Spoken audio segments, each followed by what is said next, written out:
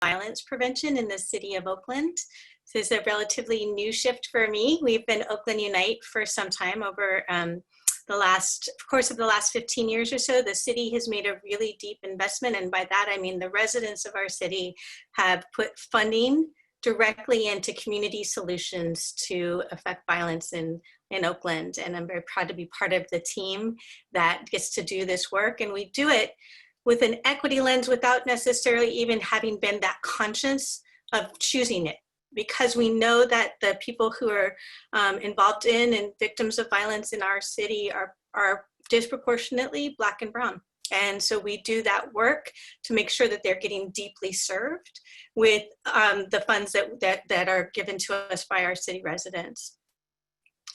This opportunity today, as has already been shared by Ruth and Cam, I'm not going to say it again, is for us to go deeper, to really dig deep and get ready to put equity into practice. We're not about early conversations. We're not about like getting people back to work or doing business as usual.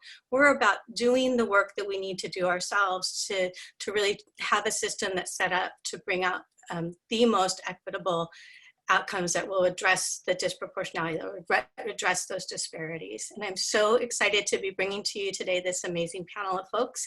You'll get to hear more about their bios, but we have Darlene Flynn, the director of Oakland's Department of Race and Equity.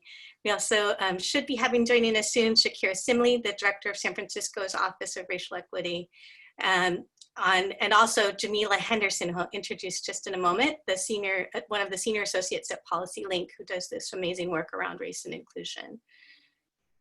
Our panel will be moderated by DJ Bruchter from Young Community Developers, and you'll hear more about him as well in a second. So to get us grounded in the givens that were just shared by Kim, I've introduced to you Jamila Henderson. She's going to provide us with some data to really help us see how that has played out historically in the Bay Area and also nationally. Jamila Henderson is a senior associate from Policy Link who works on the Equitable Economy team, which is focused on both the National Equity Atlas as well as a Bay Area Equity Atlas.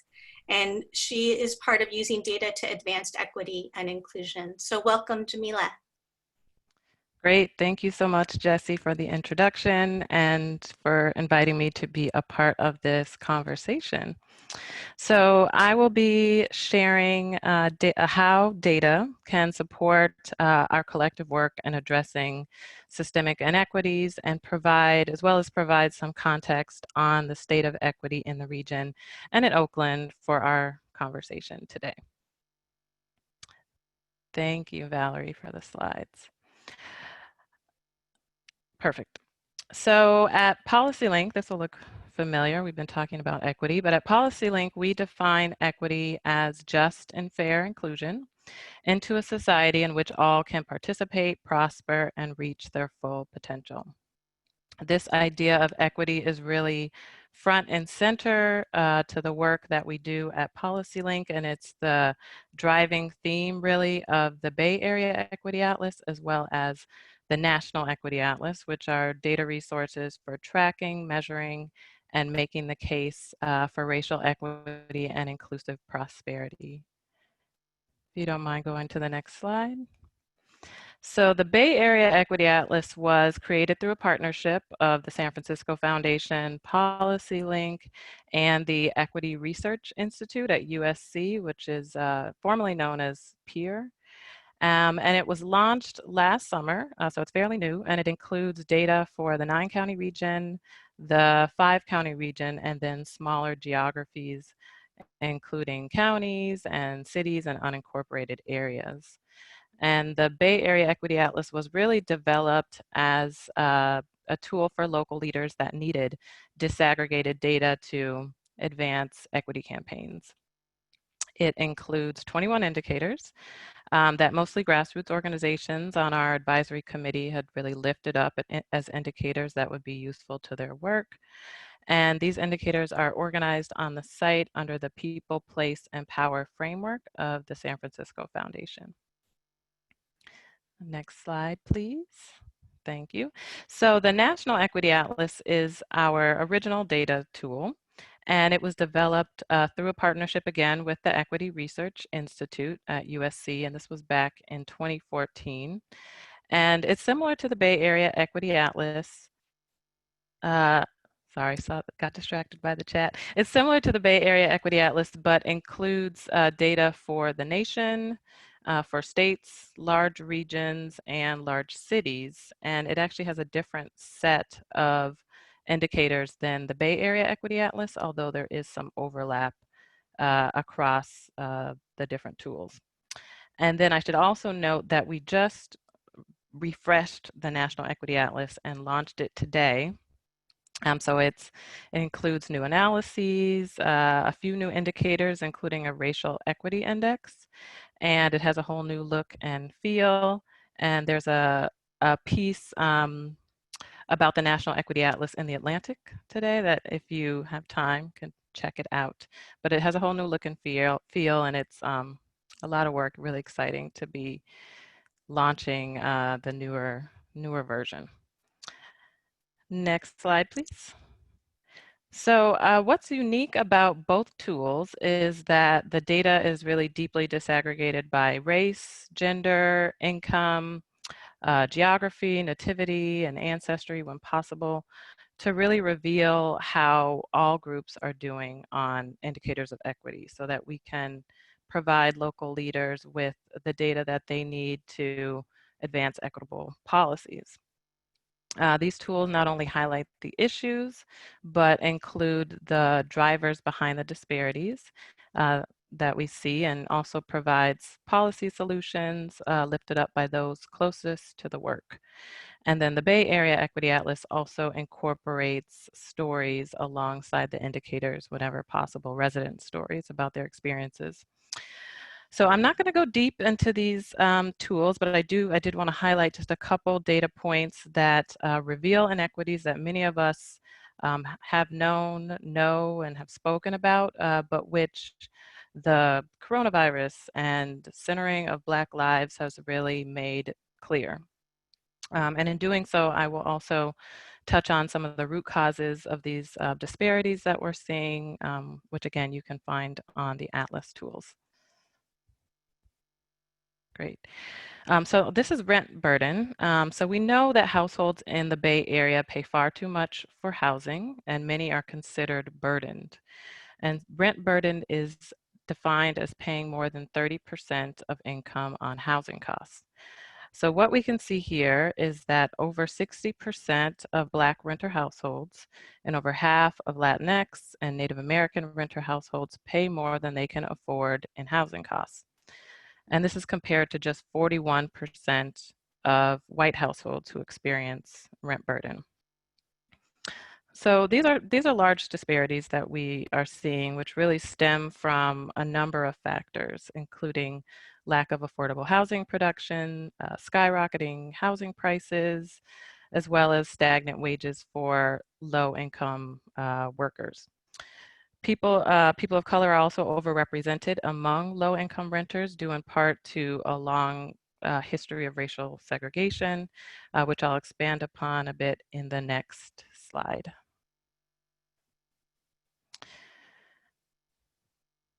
So these are homeownership rates in Oakland. And as we know, generational wealth, often through homeownership, has served as a stepping stone to the middle class and has helped families really weather the storm in times of financial crisis. Looking at homeownership rates in Oakland, we can see that half of white households own homes, compared with less than a third of Black and Latinx households, which is largely a result of historical policies that have really paved the way for white homeownership through government-backed loans, for example, and past and present policies that have barred access to homeownership opportunities for Black people and other people of color through racially restricted housing covenants and redlining, as well as discriminatory lending practices leading up to the foreclosure crisis, which contributed to a significant loss of Black and Latinx wealth. So as homeownership remains, one of the most widely available and effective ways to increase wealth over generations, the lack of parental homeownership among communities of color today further diminishes the wealth of the current generation and their ability to purchase a home or make it through a crisis such as the one that we're in now. So I know these were just two examples. You can advance to the next slide. Thank you. These are just two examples of the data available on the Bay Area Equity Atlas as well as the National Equity Atlas. But if we were to look at indicators of educational attainment or wages, unemployment, neighborhood opportunity, these indicators would likely tell a similar story of disparities across race, but of course would also point to a similar history, similar drivers of inequities. So redlining, segregation, dispossession and suppression of Black and Indigenous people and other people of color. So I will leave it there, but would encourage you to explore the Bay Area Equity Atlas and National Equity Atlas to see how these tools can support the great work that all of you are doing, and to advance equity in your communities. Thanks. Thank you, Jamila, for getting us started off with that data presentation. And Jamila will be joining the overall discussion as well, but we really appreciate you taking the time to pull together some slides and share those resources. Again, we can put those in the chat and have places for folks to be able to access that, both the National and the Bay Area Equity Atlases from there, and also encourage folks to go to Policy Link's website, would you say? Okay, Yep. Great, to get more, of course. So thank you so much for Jamila for getting us started. Jamila will be part of the panel, and our amazing moderator is about to join us as well, DJ Brookter. If you want to get your camera on, I'm gonna go ahead and move to introduce you. DJ is, or DJ Brookter is Executive Director of the Young Community Developers Incorporated, and also a San Francisco Police Commissioner.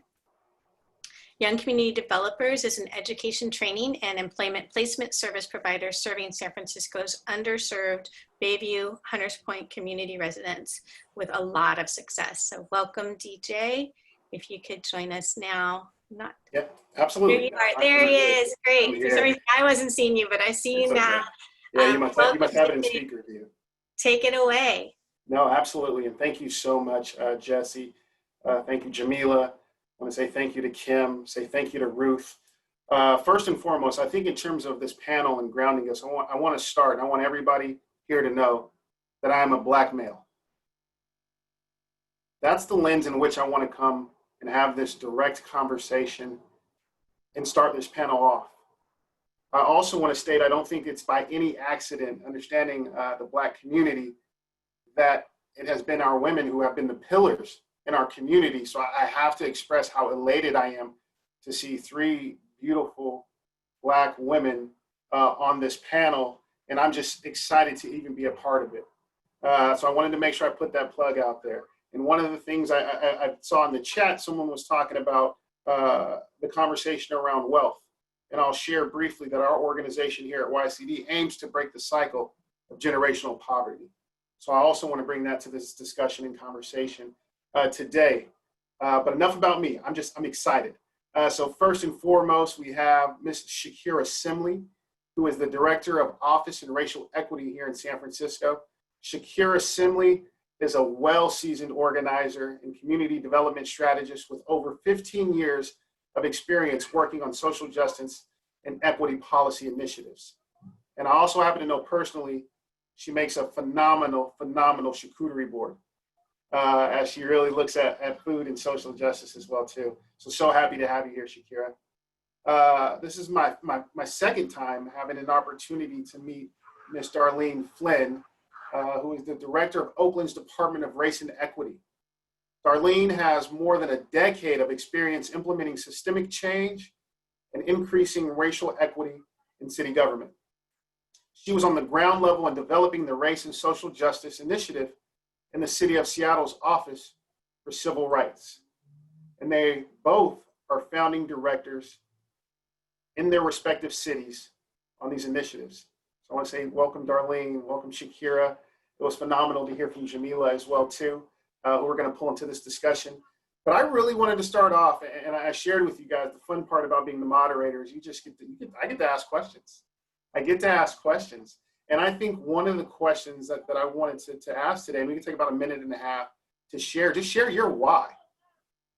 Why this work, and why did you want to be instrumental in creating these offices? I just want to start there, and we can start with Darlene. Well, there's two ways that I think about answering that question. One is, why am I doing it now? And why am I continuing to do it after 15 years? And I'd say that the answer to that question is because I can't think of a better reason to get out of bed in the morning than to have the opportunity to work for much needed and much longed for racial justice in this country. And so it's truly a privilege to have been invited here to work in Oakland. And I'll talk more about how that's different from Seattle, which is my hometown, by the way. So it took Oakland to get me to leave my hometown. And I still consider it a privilege and an honor to be here, and do not regret the move, even though it has turned my world upside down. So I think the other question, the long-term answer to that question is, a little bit more evasive for me, because I never had a career plan per se. I didn't even intend to be in the public sector. I started out in the private sector, just following jobs, as young people do from the beginning of my career. And I entered the workplace during the time of affirmative action, and where women and people of color were needed in workplaces in order for them to correct the vast disparities in representation in those workplaces. And so I just was following the opportunities and had a good career in the private sector. But it then had an opportunity, because of my civic activism and my activism outside of work, to come to work for a city council member in Seattle. So it was sort of accidental in a lot of ways that I ended up getting in city government, first of all, and then eventually into equity work, because I happened to be there and interested in this work at a time when the city of Seattle was going to stand up a race and social justice initiative. And I had begun to educate myself about what that work looks like on a personal level. As a mixed race person in Seattle, Washington, which, like the Bay Area, is a bit of a mecca for biracial people, I had a particular lens on the racism in my community and in my hometown. So I had become personally interested. And then it ended up, the opportunity presented itself to go to work for the Office for Civil Rights, and to be part of, that original architecture that has turned out to be the model for the entire country for doing this work in municipal settings. So in some ways it was, again, just following the trajectory that unfolded. But I think that, honestly, being a biracial person in a country that wants to deny the impact of race on families and communities and all of us, whether we recognize it or not, whether we're white or a person of color, has always made me very interested in resolving the racial tension that I actually embody in so many ways, that my family embodied. So even though I didn't have a plan to get here, I think there was some inevitability to it.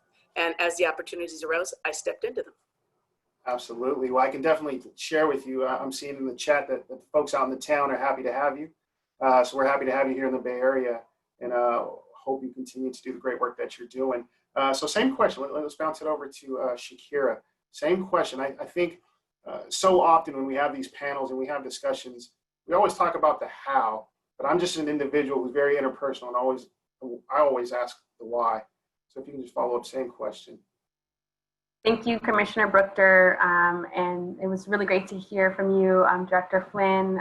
Jamila, I use your Equity Atlas often, so great to hear about the updates. And thank you so much all for having me. My name is Shakirah Simley. I'm the inaugural director for the Office of Racial Equity here in San Francisco, which is underneath the San Francisco Human Rights Commission, which is led by Director Cheryl Davis. And my why is, we can't wait. Every day, and more so lately, I wake up with a mix of emotion, mostly rage and hope, and try to use both constructively in order to fight for racial justice within city government and outside city government. And similar to Darlene, I never thought I would be within city government. I was used to being on the outside, shaking my fist at City Hall. I'm now working for the machine itself.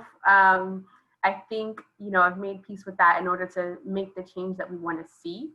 I feel like justice delayed is justice denied, and that has been the story of our, you know, particularly our Black community in San Francisco. You know, folks look to the city as this like progressive liberal bastion, and we like to wrap ourselves in our social values, but for far too long, our investment, our infrastructure, our city budget process, our policing, our housing, our health outcomes, and our educational outcomes do not reflect those values, specifically as it relates to our Black, Latinx, Indigenous, and components of our API community.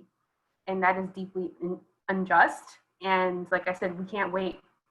And, you know, my why is mixed. You know, I'm really inspired by our young people who will hold us accountable and say things like, you created this problem, so like you have to fix it before we inherit it. To our elders who like, I've been in this game for far too long, and you know, I need to see something different before my time passes. So being connected to community is my why, and I'm looking forward to working with you, Darlene, to cause some good trouble across the Bay. So thank you. And the time is now to cause good trouble. I like that. I like that. Jamila, same question. Just like, what's the why? Like, why? Why? Good question. So, you know, we see disparities across every single equity indicator. And when we think of equity, just and fair inclusion into a society in which all can participate, prosper, and reach their full potential, we are far from that, very far. And so I feel really fortunate to be a part of an organization, Policy Link, that centers race and centers equity, which is really what we need to address systemic inequities. And for folks who aren't aware, Policy Link is a National Research and Action Institute advancing racial and economic equity. And then I'd say just more personally, growing up in a predominantly Black neighborhood on the north side of Minneapolis, high poverty, but attending, you know, a predominantly white, private, wealthy middle school and high school, I saw the inequities firsthand of the privileges and wealth afforded to my peers compared to, you know, the lack of resources and opportunities where I grew up.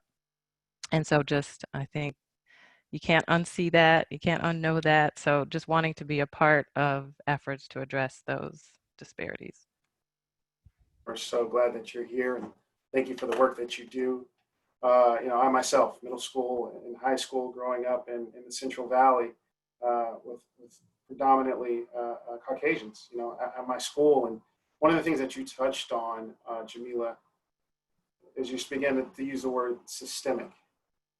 And with serving on the police commission and looking at the systems that are currently in place, I'm going to kick this one over to Shakirah first, but how is a systemic approach to this work different from the general understanding of diversity, inclusion, and equity practice?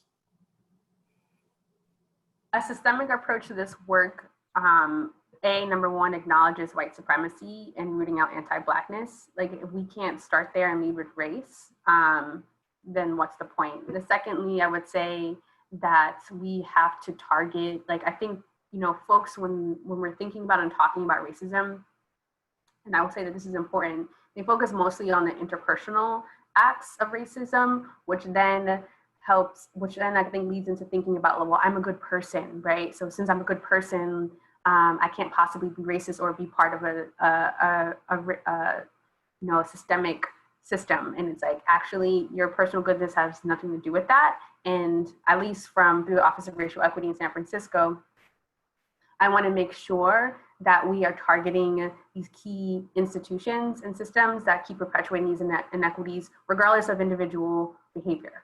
And, you know, any of you who work in public health understand, like, you're not going to change individual behavior unless you change the environments in which people are in. And I want to change those environments. And the ways that you do that is through policy, is through legislation, is through budgets and money and funding, and through, I'd say, community pressure, inclusion, and leading. I'm not, I want to also make sure we're moving away from conversations around like equality, because we're not really looking for equality. I'm looking towards equity, which means we have to acknowledge that there's going to be differences in how people are treated. There's going to be differences in how we target repair. There's going to be differences in how we acknowledge harm that's been caused in the past in order to influence our decisions. So at least from my perspective, that's what, we focus on when we say systemic approaches to fixing these sorts of things. So, Darlene, give me some thoughts, and thank you, Kim. I'm saying in there, equity, not equality. Just what are your thoughts on the same question? Equity, not equality. Yeah, I think that's a really important concept. And as a matter of fact, when we do capacity building workshops in the city of Oakland, we start with that just to make sure that we're all on the same page, because the country tried to turn the page a little too fast after the civil rights movement. And this is just historical. It's kind of like trying to reopen the economy a little too fast under a COVID pandemic. What happened was, in some ways, it set us back. And of course, my Chihuahua is going to start barking now. In some ways, we even got set back a little bit by not recognizing that just declaring that racism was over, now that we've had a civil rights movement and some changes in legislation about housing and et cetera, education, that we were done, and that we were able to move on. And of course, that didn't work out. We declared everybody's now equal. We're going to treat everybody equal under the law, which of course for several hundred years had not been at all what was happening. And this all happened within my lifetime. So this isn't long, long ago and far, far away when we tried to turn the page from Jim Crow to a colorblind society or a post-racial society, or however you want to think about it. So we need to go revisit that moment, and we need to think about, what does it mean to understand that a 200 or 300 year legacy of vastly different treatment of groups of people in this country cannot be fixed by just changing laws and consider it all over and done. So I think of this as peeling the onion. That was an important step. We had to have that happen in order to have this kind of diversity in the workplace, or this kind of diversity in any conversation, really, that people listen to. We needed those changes to open those doors and to change some things. And that prepared us for this round. So I think one of the things we have to do is explain to people that the idea that we can just have good intentions, which Shakirah already pointed out, have good intentions, be good people, and then treat everybody the same, which of course we don't. We also know that now the social science tells us we don't actually treat everyone the same, but we can tell ourselves that we do, and we can just move on and everything will be fine. And then we have the disparities that Jamila pointed out that tell us it's not so fine. And so we can't just keep doing what we did since we experienced the changes of the civil rights movement and think that we're going to get over these inequities. And that's why we need to pivot to look at equity and not just focus on treating people the same. Not that we're really doing that, but we want to be looking at the fact that people are still starting from very disparate starting lines and have much less access to opportunity based on race, as well as other social identifiers. So it's a really important piece of the conversation.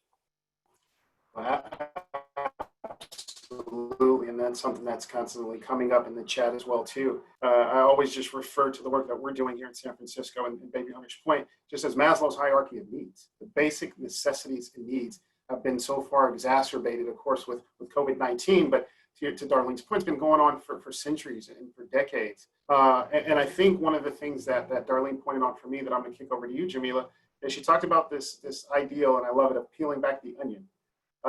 And you began to talk about the data that we have. So how do we peel back this onion, utilizing the data to look for strategies on how we promote system transformation? I know that was a loaded question too. I like baked potatoes though.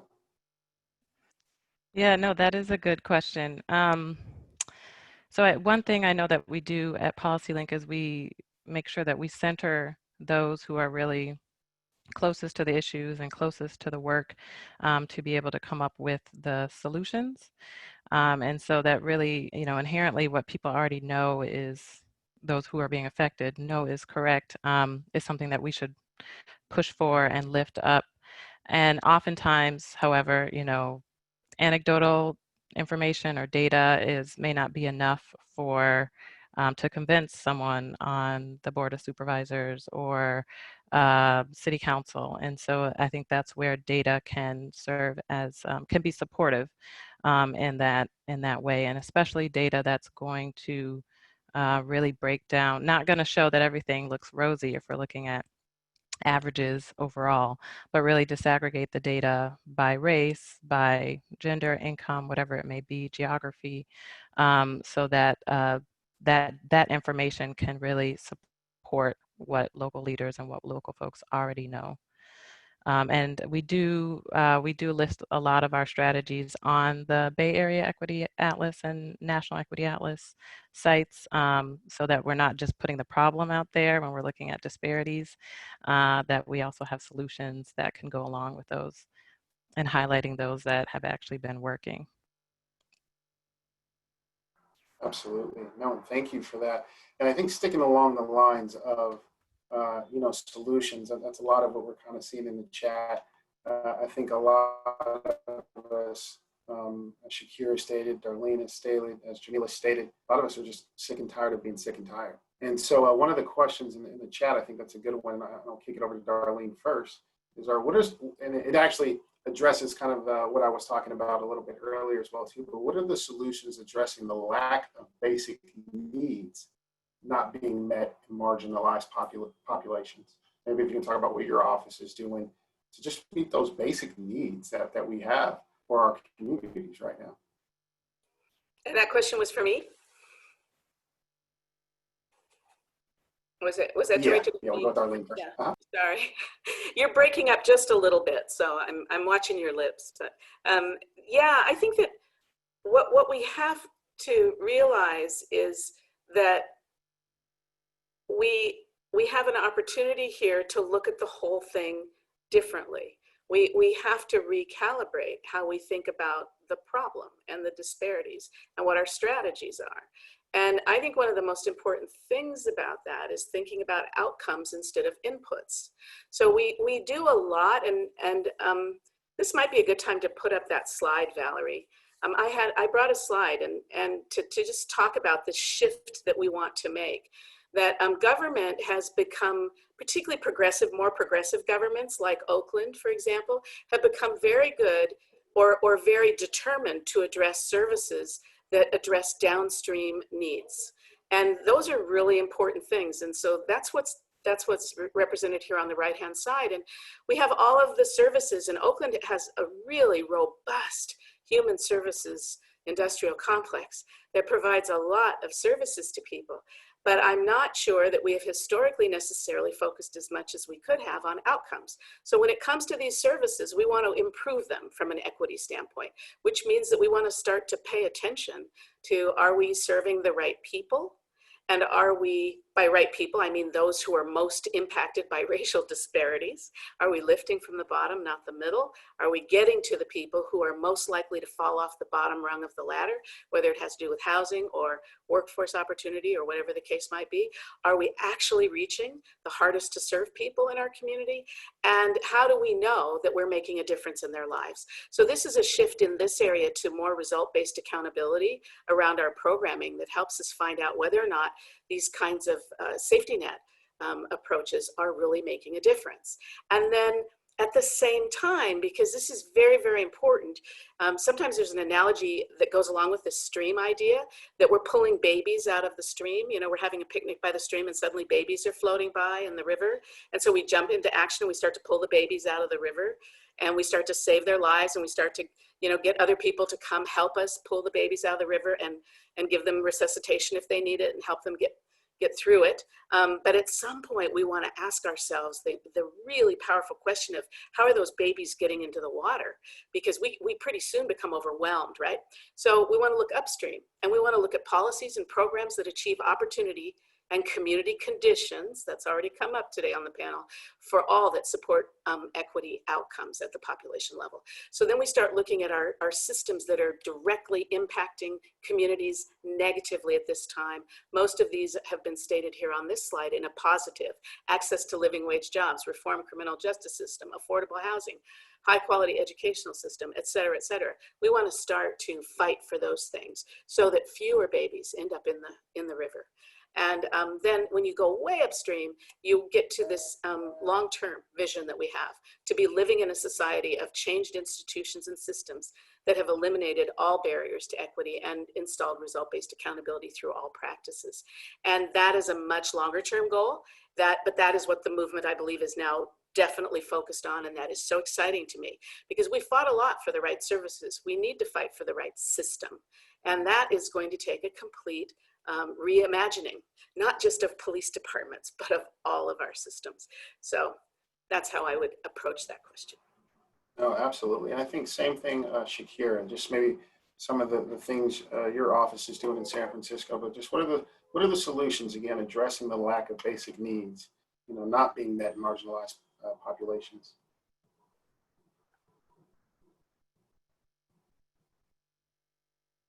For sure.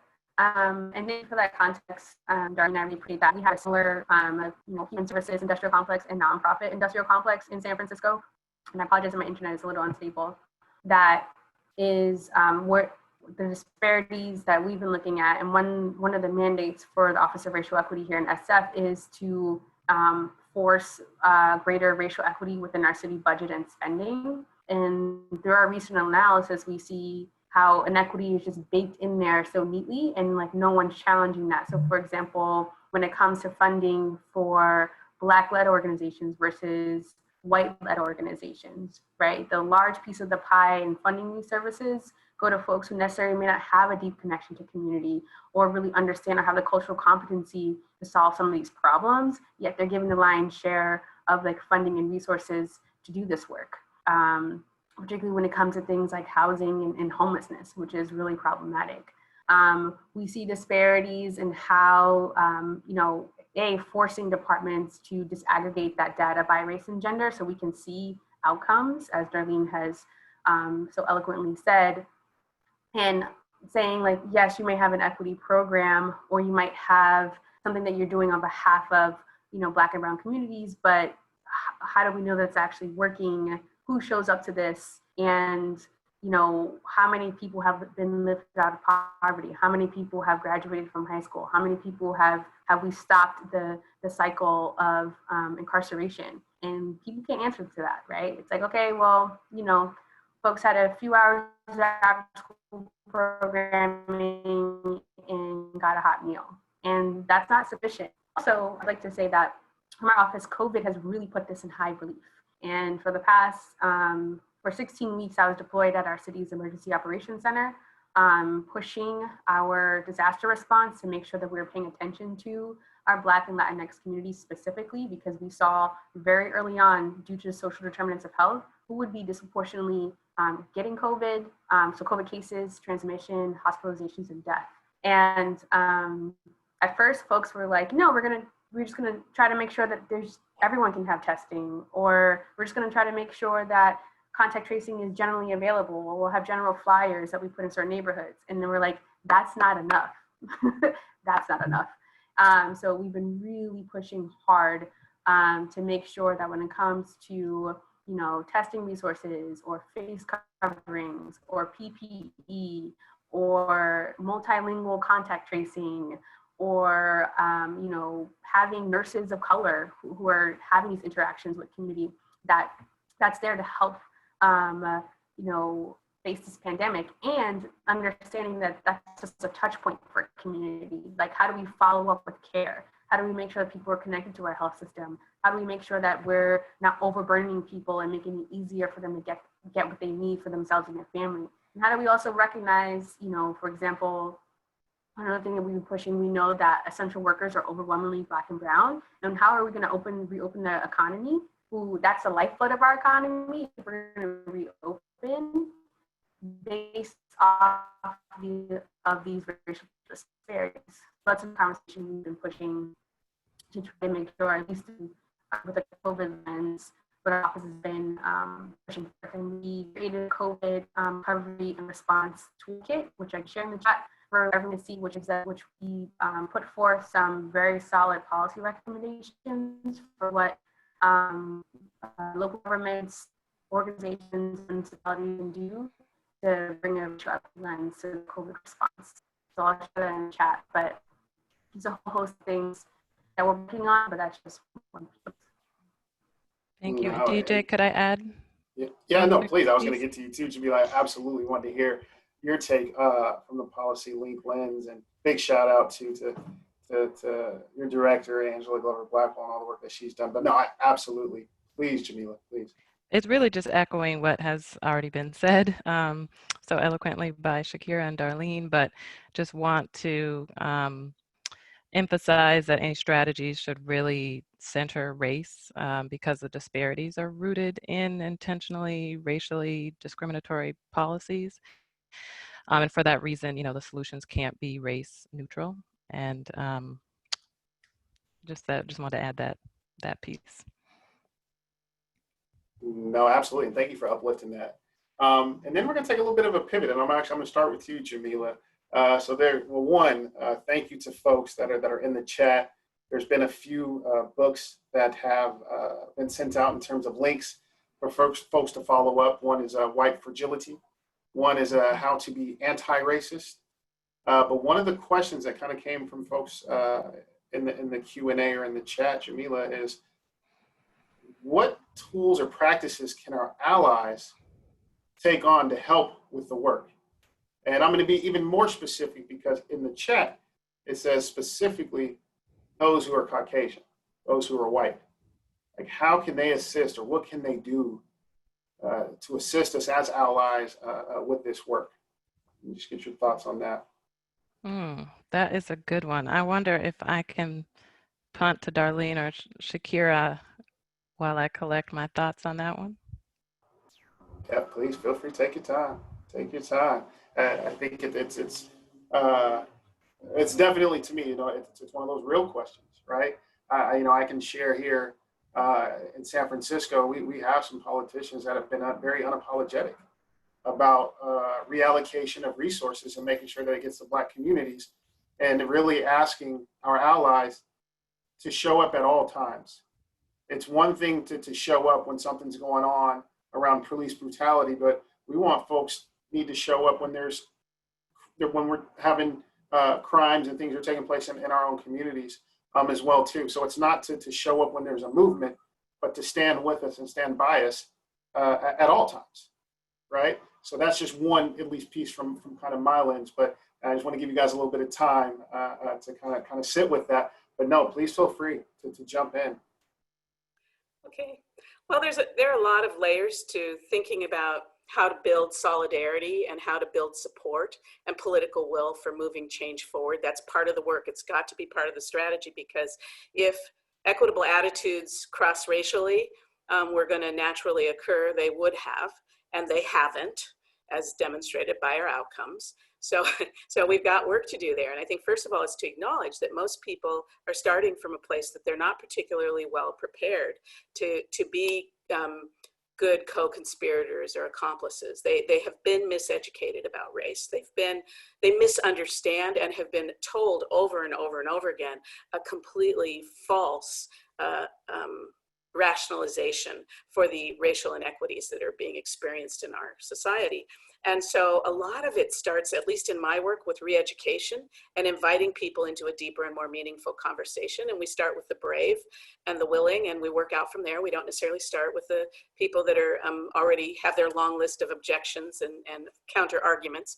We start with the willing to activate the willing, because they will activate others. And we just start that process of giving them a different set of assumptions, like the ones that were laid out at the beginning of this workshop, a different approach, a different framework. And we say that right up front. We are in a re-education process, because we've all been confused and miseducated. And most of us have lived most of our lives operating in some level of racial smog.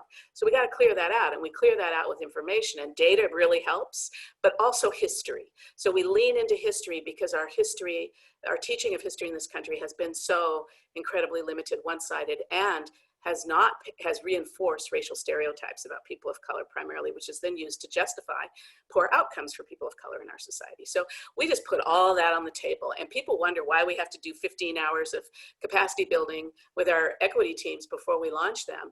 And it's because otherwise they're going to be drawn from the playbook that is wrong. They're going to be drawn from their personal experience and they're not going to have a critical race analysis. They're not going to understand how it got like this in any level of detail. And in fact, they're going to have beliefs that confuse them about what's going on. And you can't fix a system that you don't understand.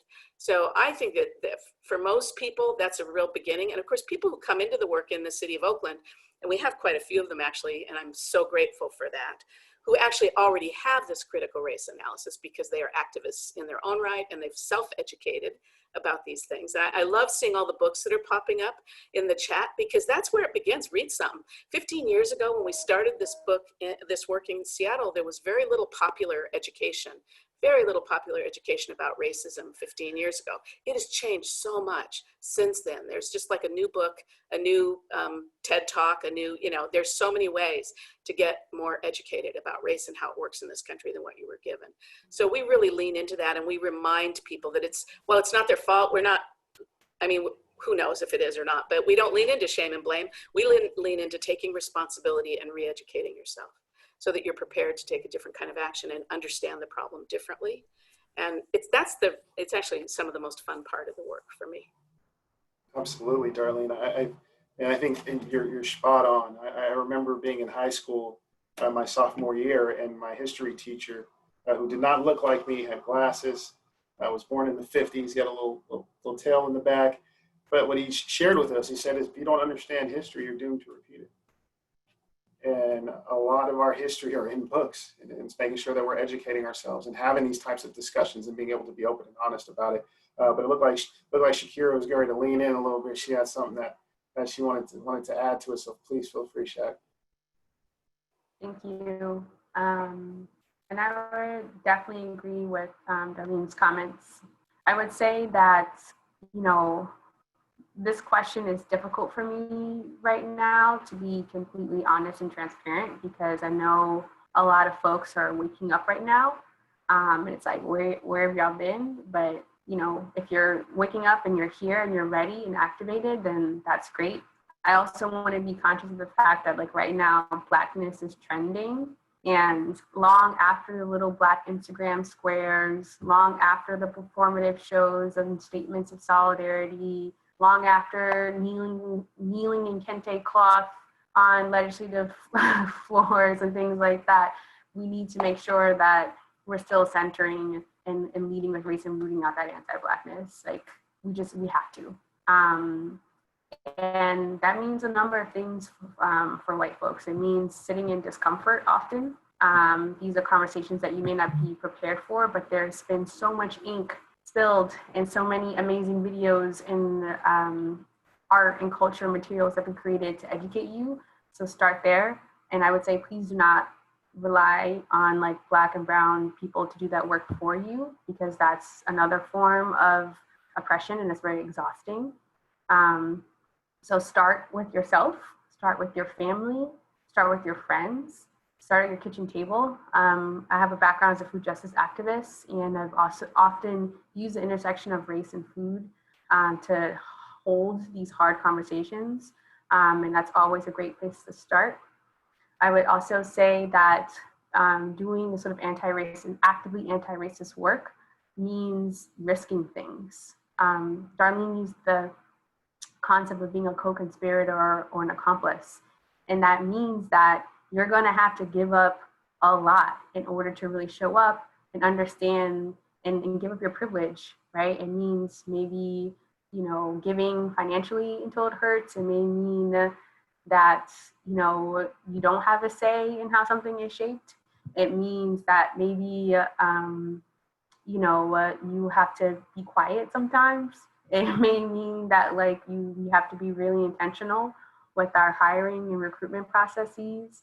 It may mean that like you have to think about how you educate your child under COVID and who has an opportunity for those sorts of things. So I think it's going to be multifaceted. It's going to be uncomfortable. It's going to be risky, and it's worth it because we're not free until everyone's free. And Black people are not free. Like brown folks are not free. Like our API community, our indigenous folks, we're not free. And we can't continue, you know, America's going to buckle underneath the weight of its own oppression. And that's happened right now. We're in the middle of a rebellion. And I just need folks to center that and understand that and get real, because we can't, our democracy is at stake. So, I mean, I think I gave some very personal examples, but I think from a city government perspective, which I think the work that myself and Darlene and Jamila through Policy Link, you all have for years been pushing through, but making sure we're pushing through actively anti-racist legislation and budgeting and policy and programming, which is led by community and close to community within city government. So those are some of my recommendations. Absolutely. There's a whole bunch of snaps floating around in the chat for both you and Darlene, a bunch of more books and links for folks to follow up on. So I think folks are really enjoying this real conversation. And I see Jamila leaning in, so please feel free. Yeah, I just wanted to say thank you both for that. It was really well said and resonates. And going back to what you had mentioned, Darlene, I guess I'm really excited about the possibility of restructuring how we teach history in schools, or actually teaching history in schools, the real history.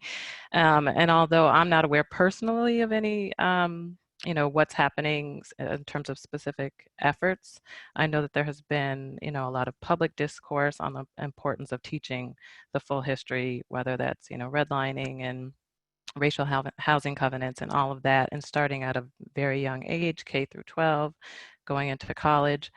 And I think the hope would be that there is more understanding. This is kind of a longer term, you know, effort, but that there'd be more understanding of why we need these structural changes to achieve equity if folks were actually taught early on, you know, why our communities look the way they do.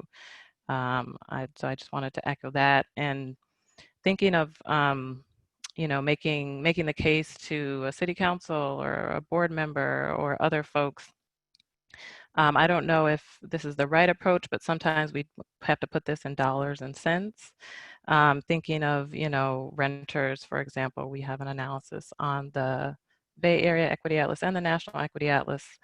And it basically looks at, you know, if renters paid only what they could afford in housing costs, renter households would have an extra $124 billion to spend in the economy each year, which would amount to about $6,200 per household, which just serves as a reminder that kind of we're all in this together. The economic security of rent burdened households is tied to the economic prosperity of the nation.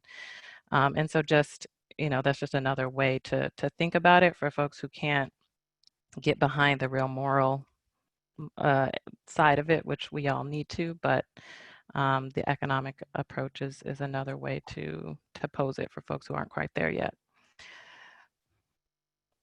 Absolutely, Jamila, absolutely. And I think, thank you, Jesse. So Jesse put in here, education beyond equality to inclusion and equity. You know, something that's also very simple that folks, let me not say it's simple, because it obviously has not been for a long period of time, but listening to actually understand. Listen. It's not always about being out in front or having to speak for people that you feel are underserved. I think individuals know that they are, and sometimes somebody that just wants to listen to actually truly understand what folks are going through. You know, so just even taking it from that lens, I want to thank all of you guys for that. I think that can just really be a 2-hour conversation and discussion, I think, for folks. But I want to pivot us back just a little bit. And Jamila, actually, you kind of began to touch on it for a moment, and I'm going to start off actually with Darlene. But what are current efforts or policy reforms that you are personally excited about that the group should know of or take action on? Well, we have some accomplishments or some specific projects that I could point to, and but I think that the thing that, just to connect back to the last question a little bit, the next layer after we re-educate ourselves and reframe racism and its impacts for greater understanding, and after we connect with community in a new and different way, connect with community as experts. So I just want to put that out there. I think this is a really important part of my vocabulary, and I actually picked up on it from an architect named Liz Ogbu, who has a great TED Talk about community engagement. And she talks about where we are expert citizens in city government, and we were hired for our expertise, but the communities that we're serving are the experts in their reality and in their experience of racism in our environment. And so they are citizen experts, and we need to start treating them that way. And that really contradicts racism too, because part of the white supremacy is to view communities of color as only through a deficit lens, and not to realize that the secret to our success is in our community's wisdom. It's in the community's wisdom. It's not, we don't hold all of it. We hold expertise and we hold some knowledge and wisdom, but we only hold half the picture. The other half has to be brought by the community. So we want to change our relationship with the community. So that's one of the three legs of our three-legged where we get started stool, is to focus on that, because if we don't, we won't get it right. And so we have to change how we think about community and their role in decision making and policy making. But then the other thing is, we need to take responsibility for doing racial equity impact analysis around our decisions. And that's valuable not only so that city government is informed by those impact analyses in our decision making, but also because it helps us educate the public. Because when we roll in with a new equity proposal or a new direction, I'm going to use our paving plan in Oakland that we approved in the last budget a year ago. We had a brand new capital improvement program, and an element of that, well, the capital improvement program is another example, but we'll just stick with paving because it's so easy to see. In Oakland, we have very poor infrastructure in our streets. There's poor streets in all parts of Oakland, but there's a huge disparity about how poor the streets are. It's all a hierarchy of need. And the streets are much worse in our disinvested communities, as is totally predictable in any urban area. So it's nothing different about Oakland, it's typical. And so this time, when they put together the capital improvement approach to street paving, because we now have some resources to do that through a voter approved initiative to raise the funds for it, they did a racial equity impact analysis on how to decide on the streets of Oakland and how to decide where to prioritize the paving effort. When we rolled out the findings of that and the recommendations to the city council, needless to say, some people weren't completely excited about our recommendations because they found themselves prioritized differently than they had been historically. And they were like, wait a minute, we're usually at the top of the list. What's going on here? What about us? We've got bad streets too. We pay the most taxes, all of the usual arguments.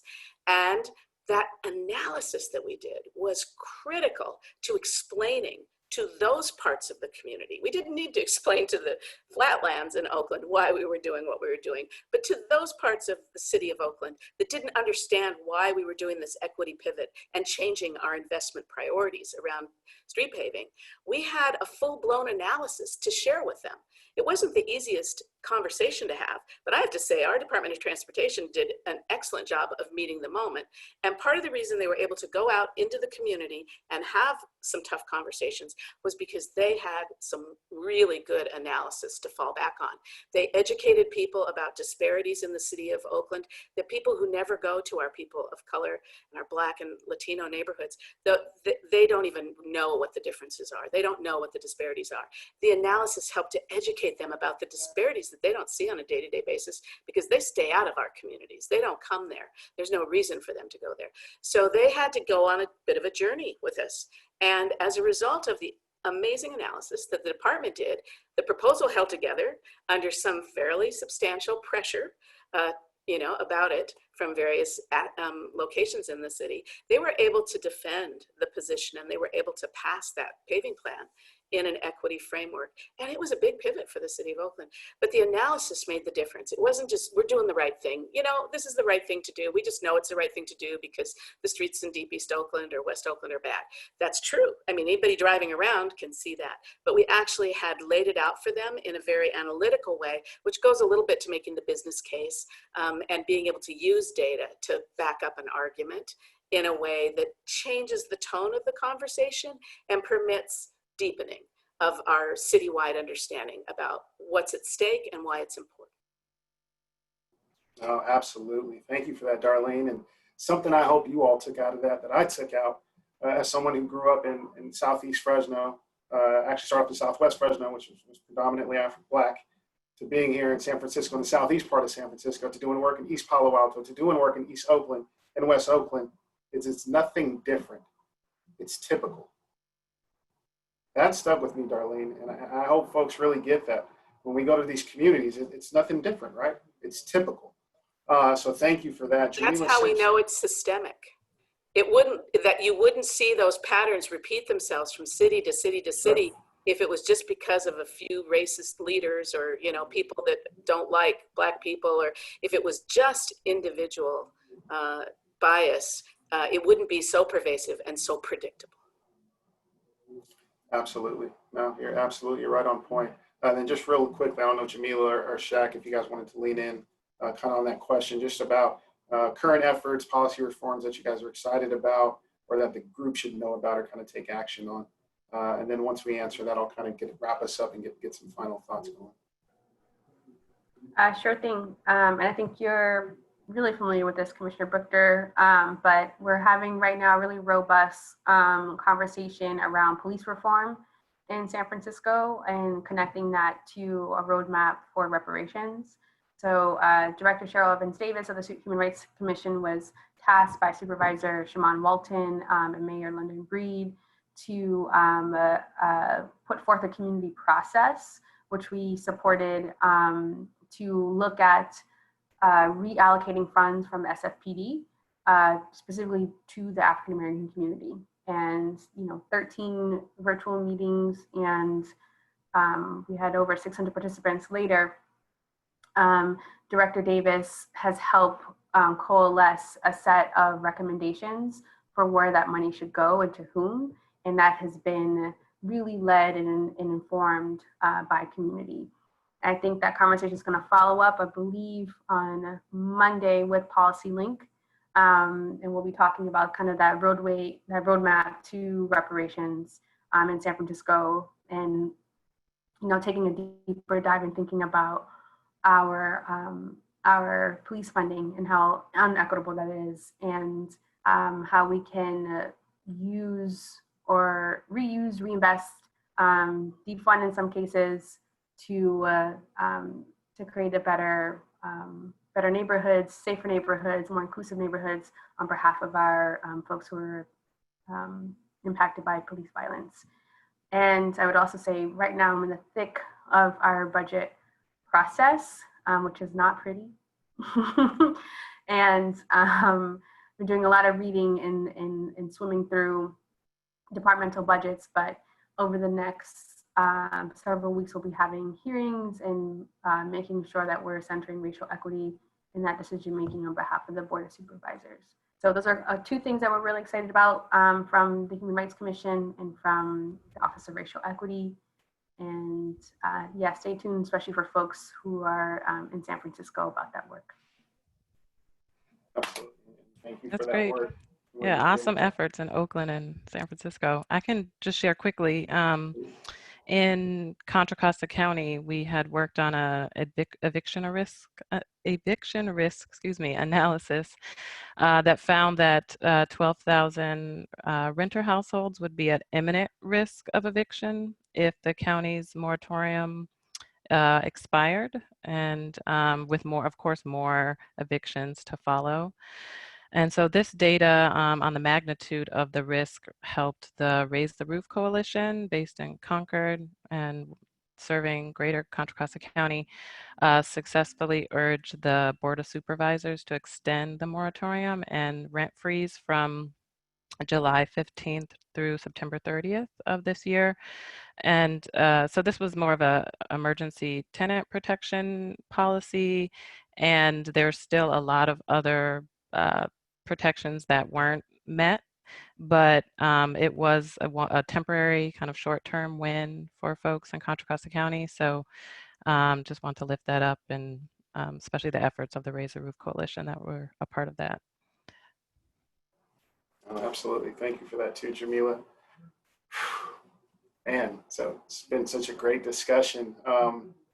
You know, and we're bumping up against time, but what I wanted to do is just get any final thoughts from you all. I want to say thank you to each and every one of you for taking time out of your day to be here and to have this discussion, or to have these many discussions that are currently going on right now, just not here in the Bay Area, and not just here in California, but need to continue to go on across our nation as we continue to move forward, especially with our systems that currently have affected our Black and Brown communities.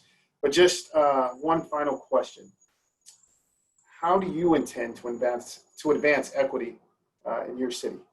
And I would say, you know, just given your current roles, we also know, based off the conversation, the question that was asked about how folks can help. We know we can't do it alone, but just how do you intend, you know, given your role, to advance equity in your city?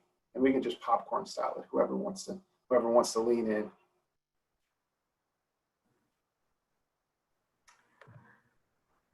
I think for us, I think we're going to continue to be unapologetic. I think we want to be collaborative. You know, I don't think this is something I can do on my own. All the answers are not going to come from me. So, like I said, we need to be locked up with the community. We're going to continue to push for equity and a focus on racial disparities within our city's COVID response. We're going to keep building out our Office of Racial Equity is fairly new, started in January. So there's a lot of work to continue to support this. And also, I think we're going to, like I said, keep the tempo and the momentum, and understanding like we don't want this current rebellion or national uprising to just be a flash in the pan. And looking towards November, and hopefully with the passage of Prop 16, that might open additional opportunities to push for equity within government and business and for our communities. Just a couple pieces of popcorn for you while I push to somebody else. Are you getting ready to speak, Jamila? You look like you are. You guys both unmuted at the same time. Yeah, either one. All right. Well, we're going to continue to work we have a very robust theory of change that we work with in the process that we do, that is aiming for these short-term wins, like some of the examples that have been put out there, but that has a longer range goal of complete transformation of the institution.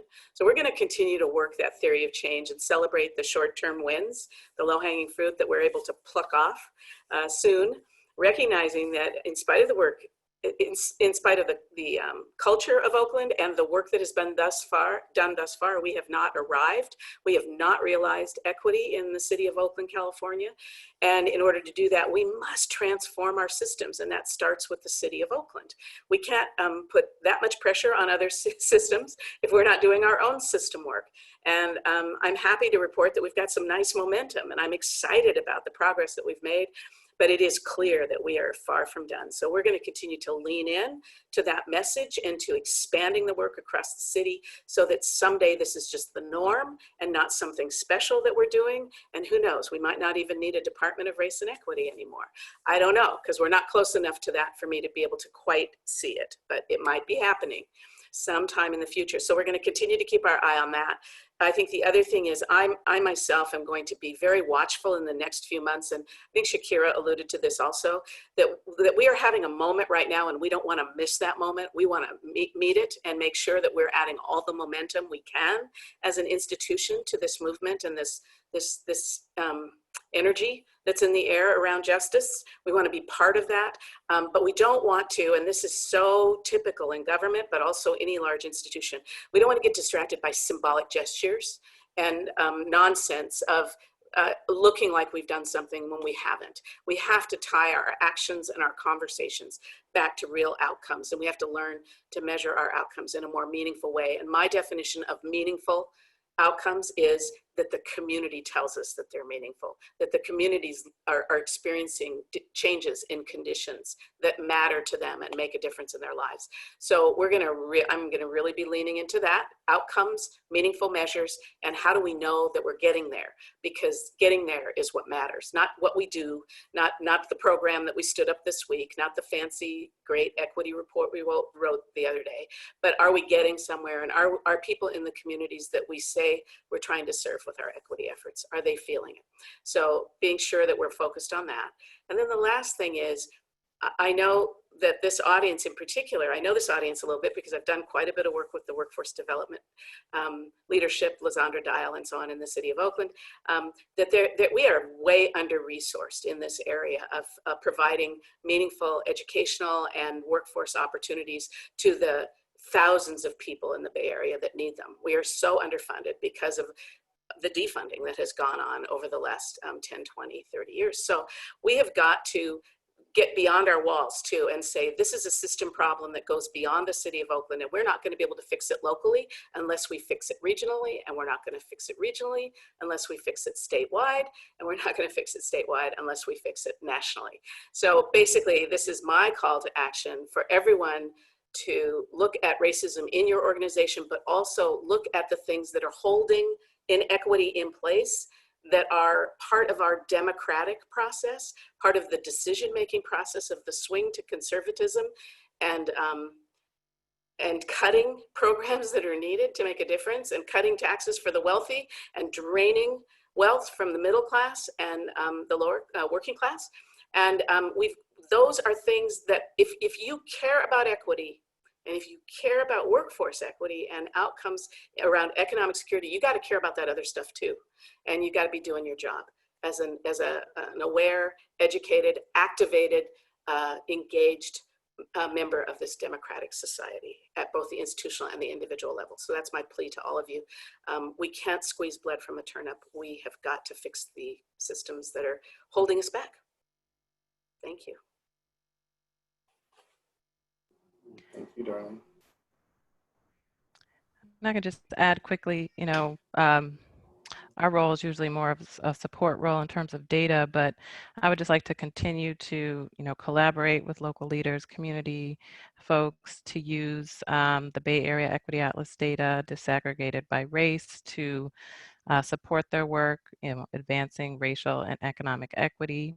And just a few examples of some of that work include these renter fact sheets that really advocate for tenants' rights, the more recent eviction analysis that I had mentioned, just to really push policymakers to support bold policies that have lasting impacts on Black and Brown communities. Yeah, no, absolutely. And thank you all. And I'll put out there too, just in terms of some of the things that we're also doing here in San Francisco, especially when it comes to the Black community, is our Black to the Future initiative that's been going on for about 3 years, where we're unapologetically providing holistic services for Black families here in San Francisco to make sure not only that they're able to stay here, but they're sustainable while here during COVID, post-COVID, before COVID. And really wanted to shout out that group and the work that it's been doing with 18 community-based organizations here in San Francisco. But just to wrap us up, I just wanted to share some of the things that I just heard. And I want to say a big thank you again to Darlene, Jamila, and Shakirah. But I heard unapologetic, a push for equity, keep building out my office, keep up the momentum, theory of change, the short-term wins, complete transformation, We have not arrived. Progress may not need my office. Let's tie our outcomes together. Meaningful measures, not what we do, but are we getting somewhere? We play a support role around data in working with our communities. And it's clear that we are far from done. It's just been awesome to have this dialogue with you all and to moderate. I couldn't be surrounded by a better group of individuals and people who are constantly doing the work. I want to share with you all that this is a marathon. It is not a sprint, and we must lean on each other and continue to lean in to see the systemic change that we know needs to happen. Again, not only just here in the Bay Area, not just here in California, but across this nation. And I look forward to continuing to push that forward with all of you. And so with that, I'll kick it back over to Jesse. I gotta mute myself. Wow, DJ. I want to thank all of you for answering my call and being willing to join us today. I am inspired and ready as a person who came into city work specifically to kind of upend how we do things, to have community be a big way that we lift up voices of community. Coming from an organizing background, being a mixed race, long-term East Bay resident, born and raised, this is how I embody my work. So I really cannot say enough to how much I appreciate all of you being here, sharing what you have, and knowing that we have so much more to do together. There were a few questions that came in that we didn't address specifically, but we will be getting to in the coming weeks as we continue this series. So I really want to thank folks for those questions, like Jasmine from DCYF and Alyssa Nieto. We know that the systemic issues of homelessness and hunger and the rent issue that Jamila put in place, and the need for those moratoriums on rent were so brought into stark relief when COVID started happening. We are in this ongoing midst of a health pandemic that has really impacted and become a huge economic pandemic. Even today, there were reports of more of another increase in unemployment claims. And we know how that's playing out in our communities because we're close to the pulse of what's happening. Shakirah, thank you for being at that Emergency Operations Center. You know, our families need food, they need diapers, they need it all. So I want to just lift up again that we are continuing this conversation, and hope that you will tune in for this series next week on Thursday, July 30th from 10 to noon. If you go to that website, maybe if you want to throw that up there for us, Valerie, there is the next series, Equity in Practice. Really understanding, so to your question, Jasmine, looking deeper at workforce and at systems, and how can we be doing things differently in workforce specifically. And we have this wonderful panel that includes Joshua Arce and Saida Letutufu, as well as Allison Collins, and it'll be moderated by Cheryl Davis, the director of the San Francisco Human Rights Commission. And you can sign up for this panel by going to the website here. Get registered, get the link, and hopefully join us again next week and into, as Ruth said, into August and September as we continue to go deeper and build community together to really do the work. We are called to it. It is our time to really say and do what has to happen to change outcomes, to address racial inequities in our system and break it. We can't keep having these conversations. Thank you so much. If there's anything else you want to say, I'm going to close this out. Thank you, everyone. Thank you, everybody, for being here. I'm putting the link for the Eventbrite registration in the chat also for next week. Thanks, everybody. Appreciate you so much. Thanks for organizing. Thanks for being here. That was brilliant. I appreciate all of you so much. For sure. Happy to join. Darlene, I'll have Sami send you an email so we can link up. Oh, I'd like that. We'll have a good time together. I just know it. I really appreciated your voice today. And Jamila, Oh, yeah. I'm going to reach out to you too, because you talked about some things around equitable economy that we're definitely looking at. So it's been Yeah, for great. sure. It's always great to meet people and to be on a panel to get to know them a little bit better. Obviously, I know about you, but it's different when we get to hang out. So No, that's very true. yeah.